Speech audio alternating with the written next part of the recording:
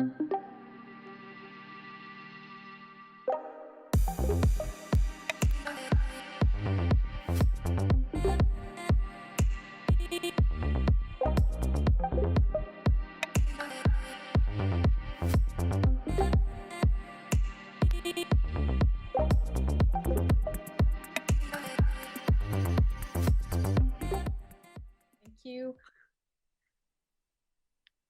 Hello, everyone.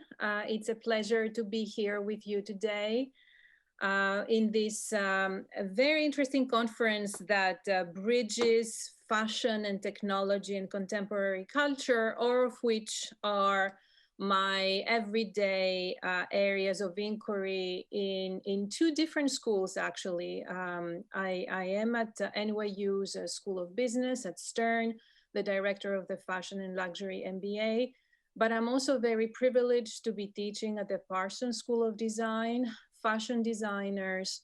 And today I'm coming to you with a proposition of how to look at the idea of luxury within the context of fashion, and present to you a case study that I hope is going to help you rethink how you go about your own design in order to create desire for your brand.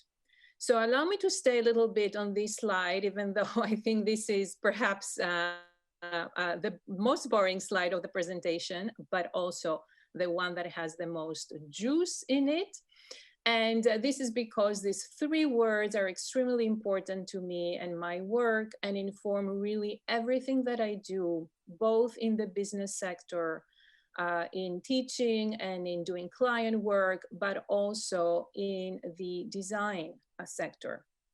So the big question is, how does culture how does it bring about innovation, and what is the connection that these two big concepts have with luxury?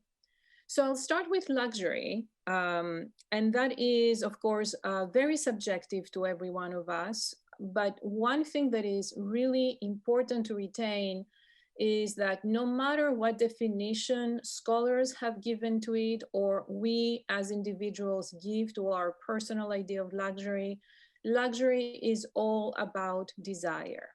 So one of the goals for my presentation today is to teach you how to tap into the desire of the consumer in order for your designs to evoke the idea of luxury.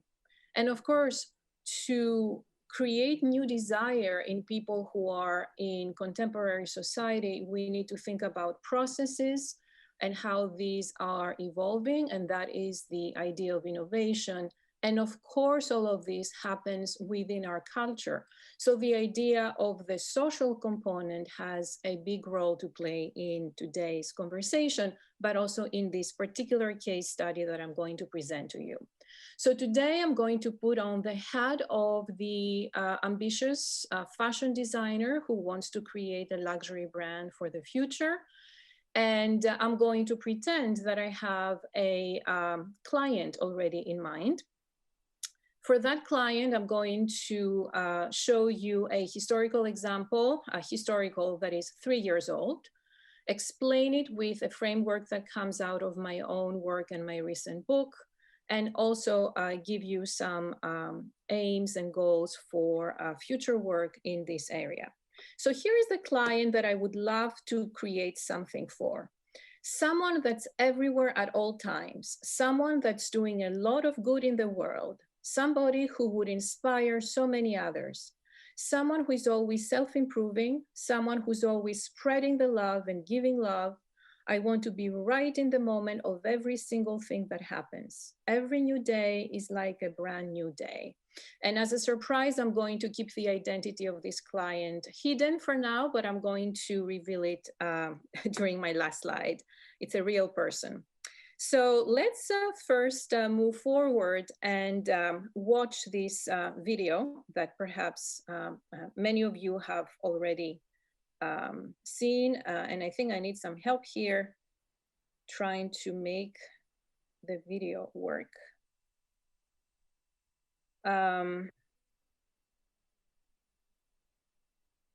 Oh, but there is a link There is a link to the on the presentation.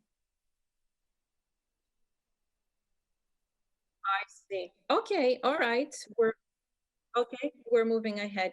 All right. So the historical example is based on the holiday campaign that Gucci created 3 years ago in 2017 called Hallucination. And maybe if you're interested after the conference, you can go to YouTube and find the Hallucination video to show you how Alexandro Michele created an entire world that connected his vision to an artistic, playful background. And even though we cannot watch the video, we can at least see some of the products that came out of that holiday campaign. And most of you remember that it really became a great success. And of course, you know, one wonders what is it that created that desire from the consumer to buy these particular goods from Gucci. And this is really an idea that connects to how our own thinking has evolved over the years and how we use different ways to express ourselves. So Michele tapped into a very particular tenet of contemporary culture that had a lot to do with emojis and visual language and a part of culture that has been institutionalized since the late 1990s when the Museum of Modern Art actually acquired the first digital code of emojis and made them part of the Museum of Modern Art's collection, which is an interesting thing to remind ourselves because it takes about 20 years for things that are extremely forward thinking into becoming part of the everyday and ordinary.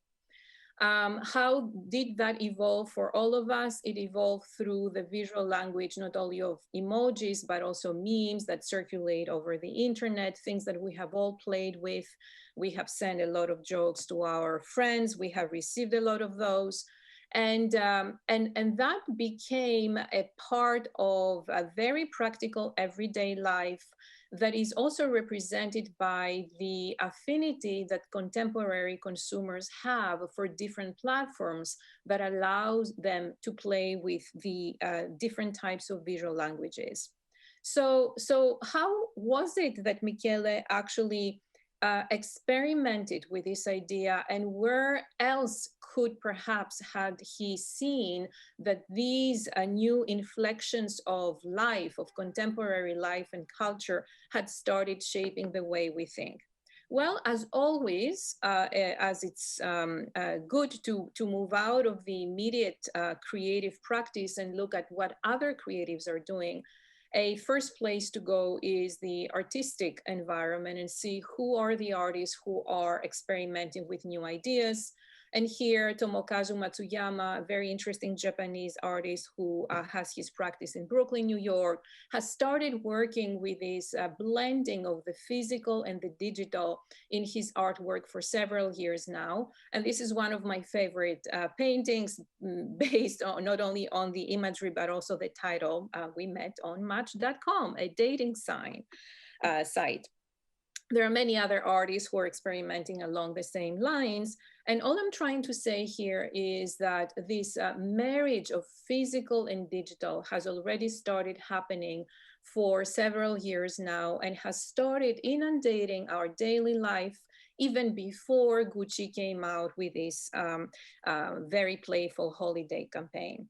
So what has happened actually, and this is the part of the case study that has a little bit of theory in it based on the philosophy Timothy Morton and his idea on hyperobjects. Hyperobjects being objects that gain tremendous size and dimensions that actually make them move out of our control. And in any case, take on a life of their own. So for example, climate change is a hyper object. There comes a point where we have very little control over it.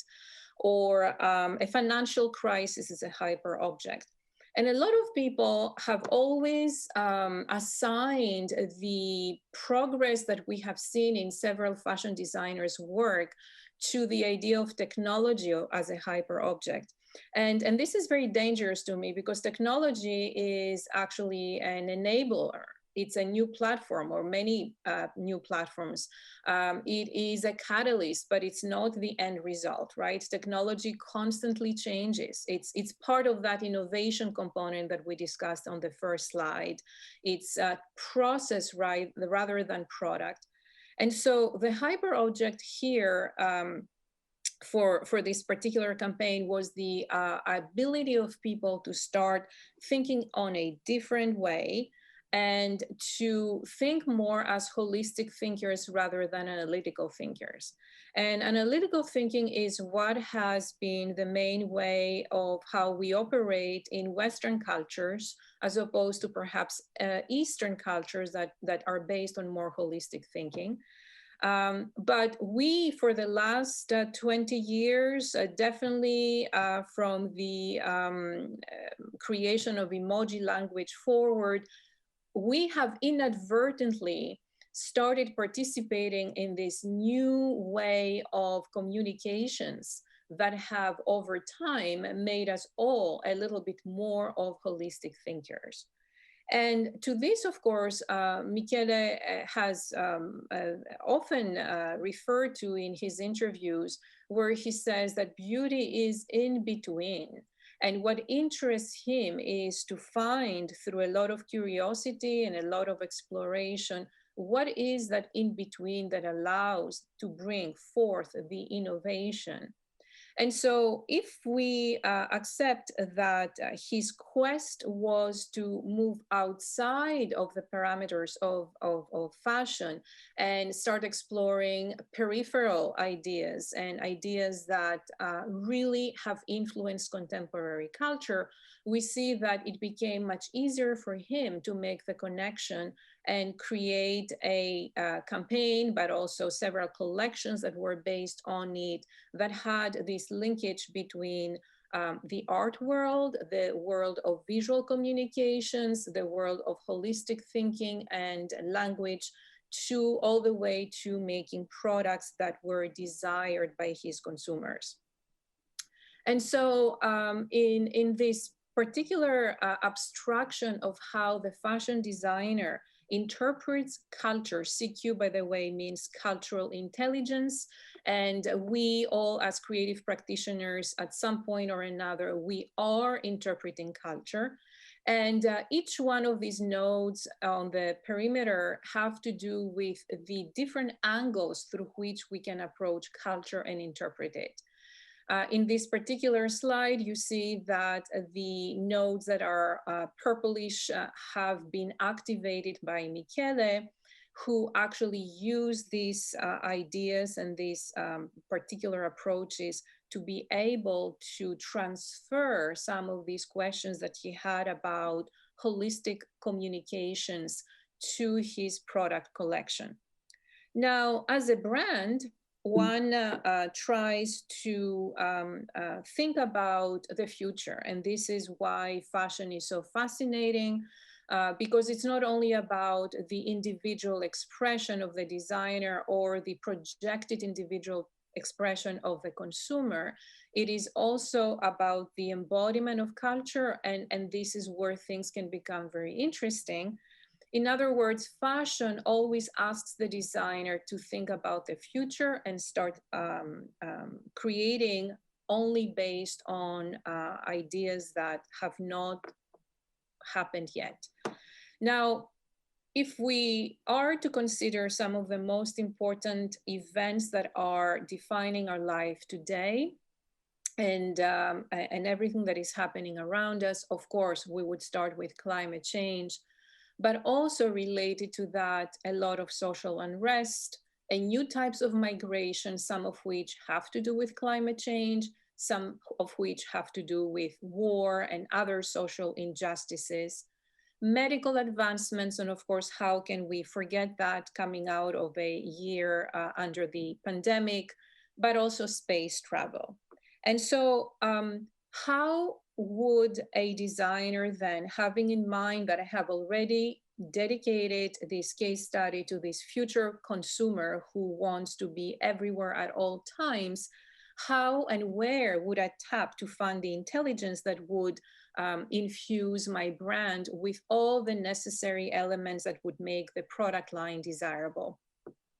And so this diagram is basically the same framework like the one we saw before, except now it has been transferred away from the person, the creative, for example, Michele, to the idea of the brand, which is for sure an entity, but is not a human being. And so the brand as an individual entity is trying to create the circumstances that are pertinent to whatever the cultural moment is, but for sure not a cultural moment for today, probably a cultural moment that has future, because the consumer is always thinking about the future and doesn't want to repeat what everybody else is already consuming. And this is where things get a little bit difficult, because one wonders, how can we then find what is going to be relevant in 3 years, in 5 years, or even in the next season? Well, once again, I suggest we move away from the very well-defined field of fashion or any other creative field that we're practicing, and look at contextual production, and look at what is happening everywhere around the world in other artistic professions. And for this case study, I thought of looking at artwork, not like the one we just looked at before, but completely different context. And the type of art that I have seen lately proliferating a lot.